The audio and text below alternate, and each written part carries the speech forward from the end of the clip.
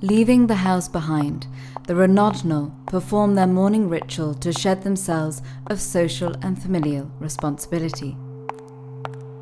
The evening movement ritual facilitates the neophytes' aggregation back into their social environment after a long, hard day at work.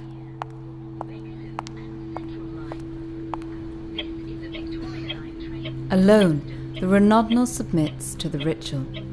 Together, the neophytes endure the challenges of the maze. The Jonathon enter the ritual space. They pass through special gates that separate the outside world from the sacred ceremonial ground. When walking through, the tribesmen are obliged to honor the gods with substantial monetary gifts. They believe that the gifts will protect them from inquisitive spirits. In single or double file, the tribesmen enter the underworld, a hot, humid, and highly polluted hell. Down here, the boundary between life and death is very thin.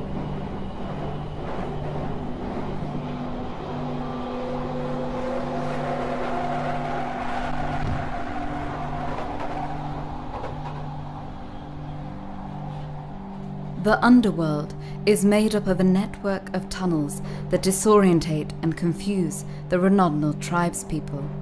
They follow signs and maps to navigate the maze. Religious icons decorate the walls. Authoritative godlike figures represent ideal forms of beauty, wealth, and power.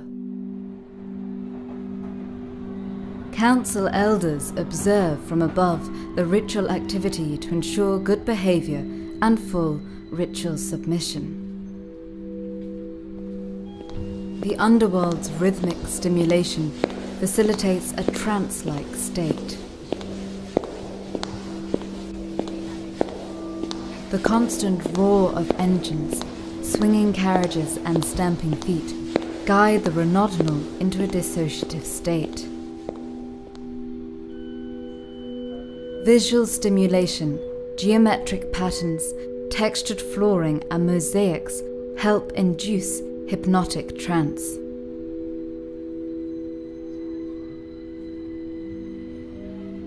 The hell-like maze creates an ever more disconcerting and challenging environment. The tribesmen experience an exhausting turnover of new people that enter and exit the ritual at varying stages. To help alleviate the stress of constant change, the Jonathon wear their own unique face masks to protect and disguise themselves. They hide their emotional states from others. They avoid eye contact out of fear that such intimacies will expose them to dangerous and evil spirits. Tribesmen carry an array of amulets and weapons to protect themselves from spirits and demonic interaction. Magical boxes held close to their hearts and genital areas connect them to the outside worlds. Amulets worn in and around their ears block out unwanted spirits. When the Jonathon tribesmen feel that they have completed their transitional journey, they may leave the ritual site at any chosen moment, ready to rejoin normal society.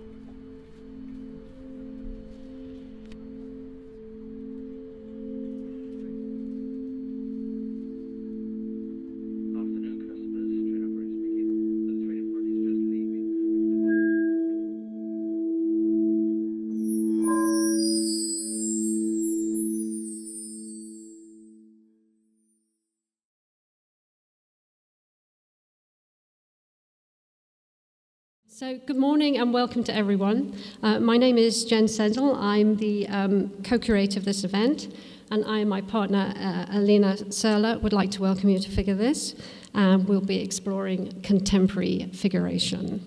Now, this event couldn't have taken place without the enormous energy and dedication of Elina, and it's been a great pleasure to work with her over several months it's taken to put this project together. And I must also thank Arts Council England for their generous support without which this would not have been possible. I was just going to say, actually, thinking about the film that we've just watched, how many of us here went through the ritual to get here today, either through the underground or through a slightly different ritual, I suppose, in cars. Did you come on the underground today, by show of hands, or trains, or what have you? And how about actual Rednodnol tribespeople? How many here are Rednodnols? Yeah, we've got a few Rednodnols, Londoners, and what have you. Okay. When I first watched this film, I was struck by the fact that we risk spending much more time than just the morning and evening ritual in a disassociated state, where we are not present, we are not mindful, and we're all disconnected and guarded. And both Elina and I wanted for a better conference than just having a few good speakers, a big audience, passively making notes, and that being the end of it. We stopped using the word debate because it suggested taking a position to be defended. Instead, we want to facilitate a truly collaborative, meaning-making experience for all attendees. We want to see if we can get some new insights and questions to emerge from our time here together. And we have plenty of opportunities for all attendees to be part of the conversation, and ask that we all listen for meaning, listen for understanding, and that we can benefit from seeing new perspectives in doing so. We have at the back there a pin board which has questions and insights, and we hope to harvest through the day, with your help, questions and insights we get whilst we're here. We also have some what we call popcorn sessions through the day, where I ask people to pop, which is basically you put your hand up and you, whatever is on your mind or whatever insight you have, you can share it.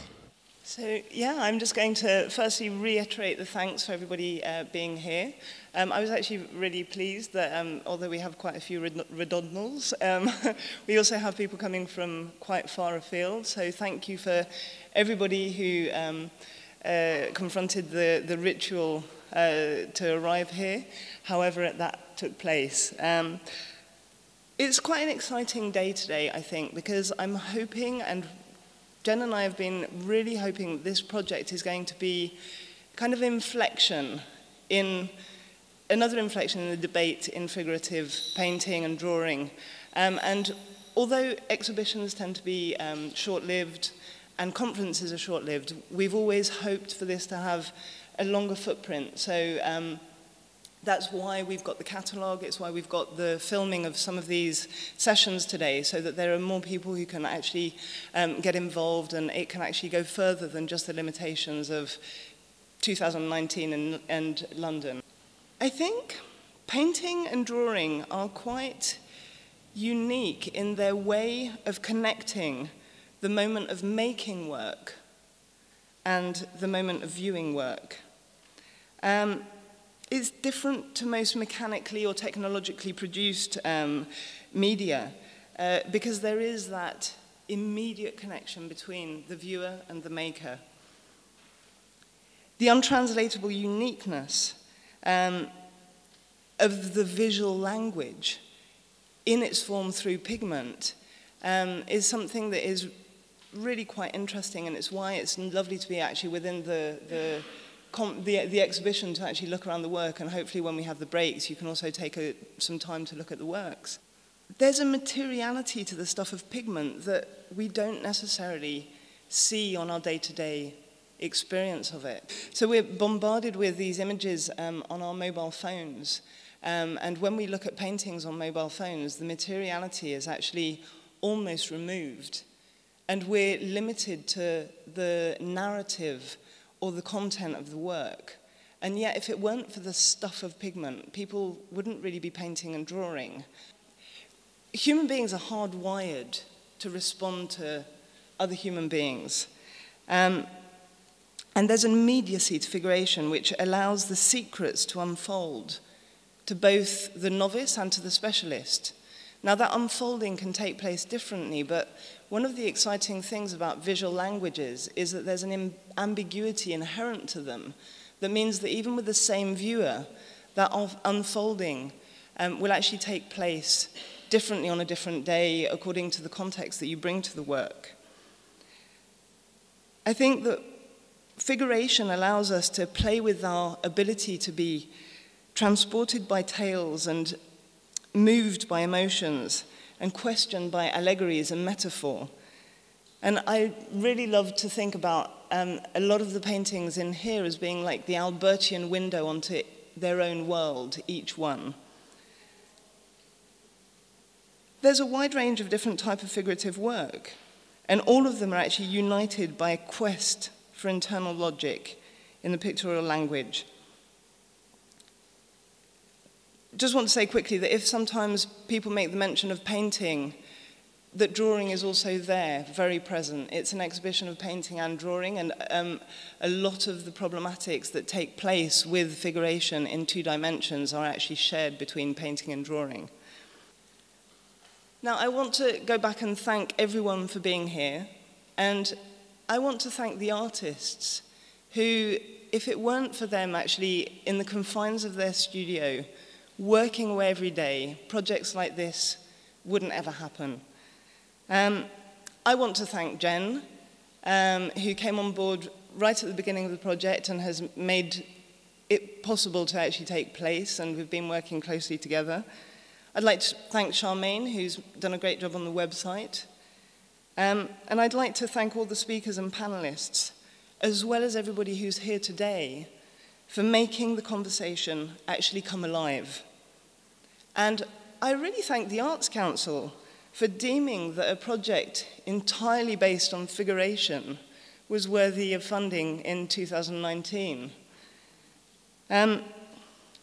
So going back to everybody who's here today, I'd like us to take just a few minutes, and I'd like you to turn to the people who are directly next to you, and I'd like us just to spend a few minutes just introducing ourselves, to just answer 2 questions. Firstly, who you are, however you want to answer that, and secondly, what it is, if anything, you're hoping to get out of today. So I'm going to start, and then I'll let you carry on, but I'm Elina Cerla, and I'm here today because I'm really excited about hearing what's going to come out of the conversation that we create together.